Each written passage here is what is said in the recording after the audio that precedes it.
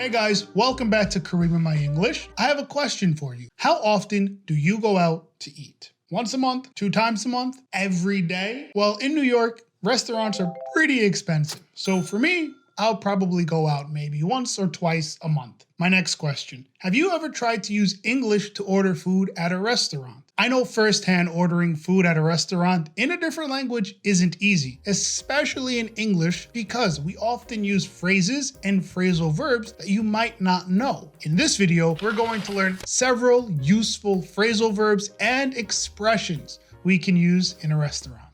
Our first expression is call over. Call over is used when you want to get the waiter's attention, to bring the waiter to your table. Some people might raise their hand to get the waiter's attention. Some people might point a finger. Some people might look at the waiter and nod. Let's see 2 examples. If your food is cold, call over the waiter and have him return it to the kitchen.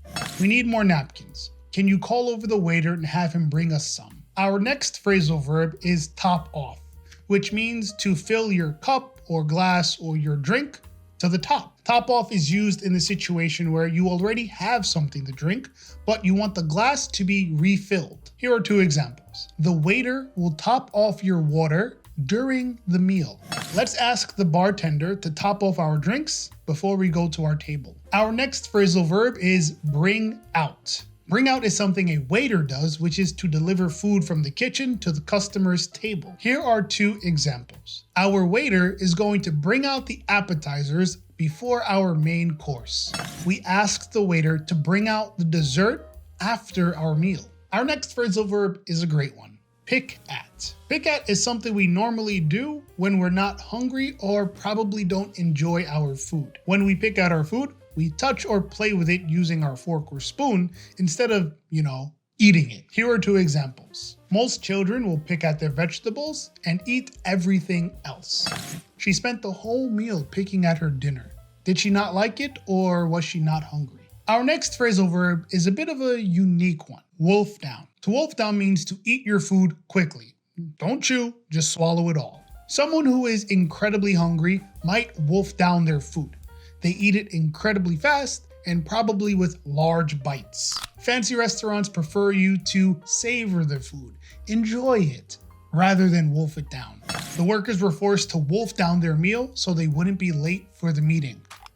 Before we do our next one, if you're enjoying this video, please hit that like button, and if you want more English content, you have to hit that subscribe button.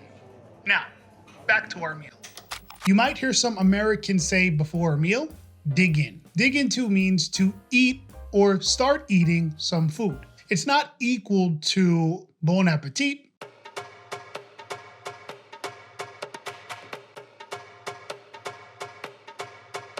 It just simply means start eating. For example, as soon as the meal arrived, the family dug into it.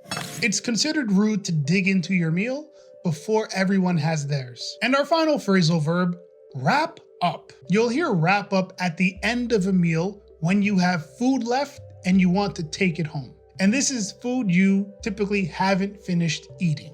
For example, I couldn't finish my meal, so I asked the waiter to wrap up my food to take home. The restaurant is closing soon. Let's wrap up our final orders and go home. Nice work, everyone. You now know several phrasal verbs that you can use in a restaurant setting. So the next time you go to a restaurant and you speak English, I want you to remember these phrasal verbs. Also, if you enjoyed this video, show me some love and hit that like button. And if you want more English content, you have to hit that subscribe button. Why? Because I upload English videos every Friday. And if you think this isn't enough English, you can also follow me on Instagram, TikTok, and Facebook at Kareem in My English, where I upload reels and English content on a daily basis. So be sure to not miss out on that. Before we wrap up, I want to give you all a big thanks for watching. I really appreciate you being here. Remember, you're now 1 step closer to fluency. Thank you so much once again for watching, and I'll see you in the next one.